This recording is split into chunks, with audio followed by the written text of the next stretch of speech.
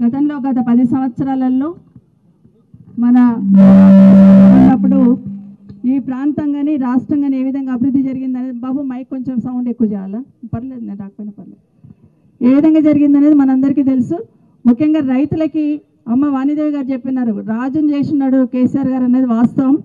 మొత్తం మన రాష్ట్రంలో రైతులకి పెద్దపీట వేసిన తర్వాతనే కేసీఆర్ గారు వేసిన తర్వాత దేశమంతా ఇటు తిరిగి చూసింది.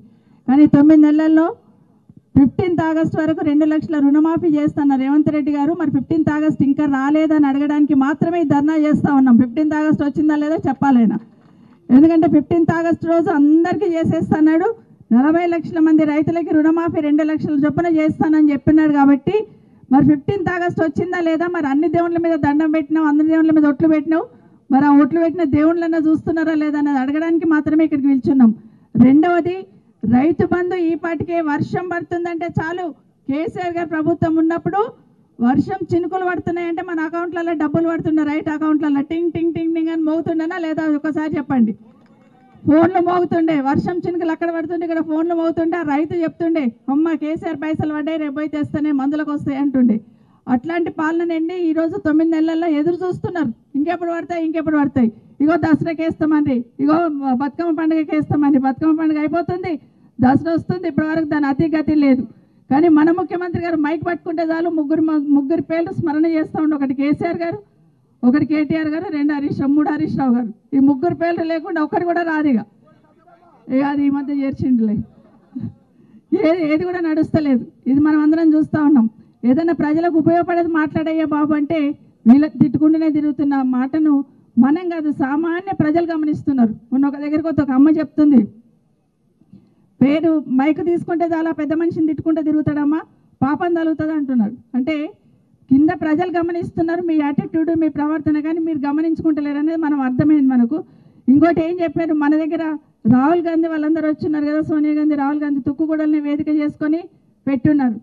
ఏం చెప్పినారు, బోనస్ ఇస్తామన్నారు. తర్వాత రైతు కూలీలకి సంవత్సరానికి 12,000 వేస్తామన్నట్టున్నారు. అట్లాగే కౌలు రైతులకు కూడా వేస్తామన్నారు. కానీ ఇప్పుడు ఏం మాట్లాడుతున్నారు, కౌలు రైతు కూర్చొని మాట్లాడుకోవాలంట, నీకు ఇస్తావా నాకు ఇస్తావా అని. అవుతుందా, సాధ్యమవుతుందా? కానీ ఈరోజు ఎన్ని మభ్యపెట్టి ఎన్ని మాటలు చెప్పి చేసిండు అనేది విన్నాం.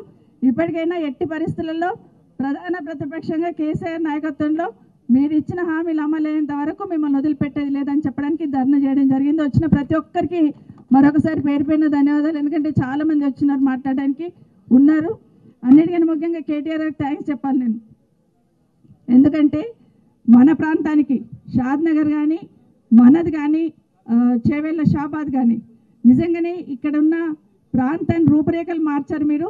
పెద్ద పెద్ద కంపెనీలు ఇక్కడ తీసుకొచ్చి ఎంతోమందికి ఉపాధి కల్పించి ఈ ప్రాంతం వాల్యూ పెరిగిందంటే ఊరికే పెరగలే. ఒక్కొక్క ఇటుక వేస్తే ఇల్లు ఎట్లా కంప్లీట్ అవుతుందో ఒక్కొక్క అడుగు వేస్తే ఈ ప్రాంతం విలువ పెరిగింది. గతంలో కేసీఆర్ రాకముందు మన భూముల విలువలు ఎట్లుండే ఇప్పుడు ఎట్లుండే ఒకసారి చూస్తే ఆయన అట్లా చేసుకుంటూ వచ్చాడు కాబట్టి విలువలు ఎరుగుతూ పోయినాయి. కానీ ఈరోజు ఈయన వచ్చినాక మొత్తం కూడా పాడు చేసే కాడికి వచ్చిండు అనేది వాస్తవం అని మీకు అందరికి మనవి చేస్తూ ఈరోజు కేటీఆర్ గారు మన దగ్గరికి వస్తున్నారు. మన ముఖ్యమంత్రి గారికి ఏం చేయాలో అర్థం కాలే. అరే కేటీఆర్ కందుకూరు పోతున్నాడు కదా, మొత్తం కందుకూరులో రాష్ట్రం అంతా అటే తిరిగి చూస్తారేమో, నేనేం చేయాలని రాత్రి 1 గంటలకు ఫాక్స్కాన్ కంపెనీ ఉంది మన దగ్గర, కిషన్ రెడ్డి గారి కాన్స్టిట్యున్సీ మనకు మధ్యలో ఫాక్స్కాన్ కంపెనీ, కేటీఆర్ గారు కేసీఆర్ గారు వారి శ్రమ పడి ఎక్కడో గుజరాత్కి పోతున్న కంపెనీని వాళ్ళని తీసుకొచ్చి ఇక్కడ ఫౌండేషన్ వేయించి వాళ్ళతో మాట్లాడి 1,00,000 ఉద్యోగాలు ఒక్క కంపెనీలో వచ్చేటట్టు తీసుకొచ్చిన ఘనత ఖచ్చితంగా కేసీఆర్ గారిది, కేటీఆర్ గారిది. సో అది వాళ్ళు కూడా ఛాలెంజ్గా తీసుకొని 30,000 ఉద్యోగాలు ఇప్పుడు ఇవ్వబోతున్నారు. కంపెనీ కంప్లీట్ అయిపోయింది, బిల్డింగ్ కంప్లీట్ అయింది, 30,000 తుక్కుగూడ దగ్గర ఉన్న దాంట్లో ఇస్తూ ఉన్నారు. అయితే ఇప్పుడు ఏమవుతుందంటే కంపెనీ కంప్లీట్ అయింది, రేపు ఎల్లుండో దాన్ని ఇనాగరేషన్ చేస్తారు. మరి ఆ పేరు మొత్తం కేసీఆర్ కోత ఎట్లా అనుకున్నాడేమో. రాత్రి 1 గంటలకు కలెక్టర్ ఫోన్ చేసి బాబు నేను వస్తా, సున్నం సరిగా వేసిందో లేదో, మరి ఆ మిషన్లు పెట్టిందో లేదో, లైట్లు సరిగా వాడుతున్నా లేదో, నేను వచ్చి చూసిపోతాం ముందని చెప్పిండట. ఇప్పుడు వస్తున్నాడు చూడడానికి, ఎందుకంటే కేటీఆర్ గారు వచ్చింది కాబట్టి డైవర్ట్ చేయాలి కదా ఇష్యూ, డైవర్ట్ చేయడానికి అది చూసిపోనికి వస్తూ ఉన్నాడు. ఎవరు వచ్చి చూసిపోయినా ఎవరు వచ్చి సున్నం వేసినా ఆ ఫాక్స్కాన్ కంపెనీ తెచ్చింది మాత్రం కేసీఆర్ గారే. 1,00,000 కుటుంబాలు 1,00,000 ఉద్యోగాలు అందులో వస్తున్నాయి అంటే 1,00,000 కుటుంబాల తుక్కు కూడా పరిసర ప్రాంతాల్లో ఏర్పాటు కాబోతున్న పరిస్థితి తీసుకొచ్చున్నారు.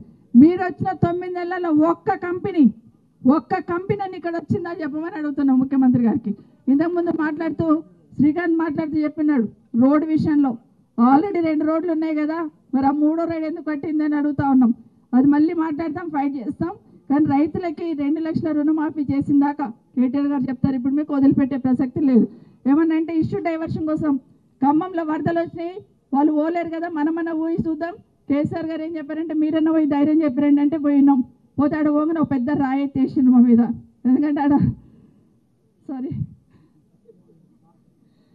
రాయి ఎత్తేసినారు. ఆడికెళ్ళి వచ్చిన డైవర్ట్ చేయాలనే ప్రయత్నం. ఇప్పుడు ఈ మధ్య హైడ్రా ఒకటి తీసుకొచ్చినారు. హైడ్రా చూడనికే పోయిండని 2 రోజులు కేటీఆర్ గారు పోయిందంటే 3వ రోజు ఆయన మీద దాడి చేపించే ప్రయత్నం చేసిండ్రు. భౌతికంగానో మాటలతోనో ఏదో రకంగా దాడి చేసి ప్రజల పక్షాన్ని ఎవరు ప్రశ్నించకుండా ఉండాలనే ప్రయత్నం మీరు చేస్తున్నట్టు ముఖ్యమంత్రి గారు. ఇది ఎట్టి పరిస్థితుల్లో ఈ రాష్ట్రంలో చాలా చైతన్యం ఉన్న రాష్ట్రం తెలంగాణ రాష్ట్రం, ఉద్యమం చేసి సాధించుకున్న రాష్ట్రం.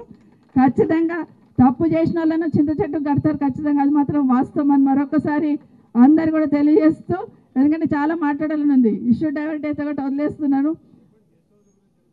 నా కొడుకు గెస్ట్ హౌస్లు 3 గెస్ట్ హౌస్లు అన్నాడు. ఒక్కటి మాత్రం అడుగుతాను, ఇక్కడ నుండి ఒక 3 గెస్ట్ హౌస్లే ఉన్నాయని చెప్తున్నాడు నా కొడుకుల పేర్ల మీద. నా చిట్టంతా ఉందని చెప్తున్నాడు. నాకు ఒక కూతురు కూడా ఉంది, మరి ఆ 4వ గెస్ట్ హౌస్ కూడా ఉండాలో చూసుకోవాలి. ఒకటి 3 అయితే కట్టాను కదా, 4 కడతాను కదా. ఒకటి నిజంగానే ముఖ్యమంత్రి గారు మీకు చిత్తశుద్ధి ఉంటే, పేదవాళ్ళ మీద ప్రేమ ఉంటే, ఈరోజు అందరినీ కూడా ఒకరొకరిని అడుగుతున్నావు కదా, నీ గెస్ట్ హౌస్ కూల్చనా, నీ గెస్ట్ హౌస్ కూల్చనా, నీ గెస్ట్ హౌస్ కూల్చనా అని పర్మిషన్ అడుగుతున్నావు కదా మమ్మల్ని పర్మిషన్ అడుగుతున్నట్టు పేదోని ఎందుకు అడగలేవు? వాళ్ళ మీదకి ఎందుకు బుల్డోజర్ పంపిస్తున్నావు? ఒకసారి సమాధానం చెప్పాలి. వాళ్ళని కూడా అడిగేది ఉండే కదా, నీళ్లు తీసుకుంటాను మరి వాళ్ళకి అడగకుండా రాత్రి బుల్డోజర్ పంపిస్తున్నావు, మరి మాకు పర్మిషన్ అడుగుతున్నావు. నేనైతే పర్మిషన్ ఇచ్చిన, నా 3 ఫామ్ హౌస్లు కూల్చమని పర్మిషన్ ఇస్తున్నా. 7 టైం పెట్టి కూల్చమని చెప్తా ఉన్నాను. ఏది పడితే అది మాట్లాడేస్తున్నాడు. నిన్నగాక మొన్న హైడ్రా ఇష్యూ డైవర్ట్ చేయాలంటే ఏం చేయాలి, వాళ్ళ మంత్రి గారితో మాట్లాడిచ్చిండు. ఏం మాట్లాడిచ్చిండు విన్నాం కదా.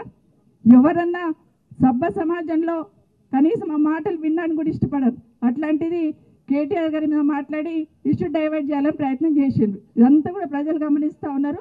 ఇప్పటికైనా ముఖ్యమంత్రి గారికి, ఈ ప్రభుత్వానికి రైతులకు ఇచ్చిన మాట నిలబెట్టుకోమని మరొకసారి కోరుతూ, జై తెలంగాణ, జై కేసీఆర్.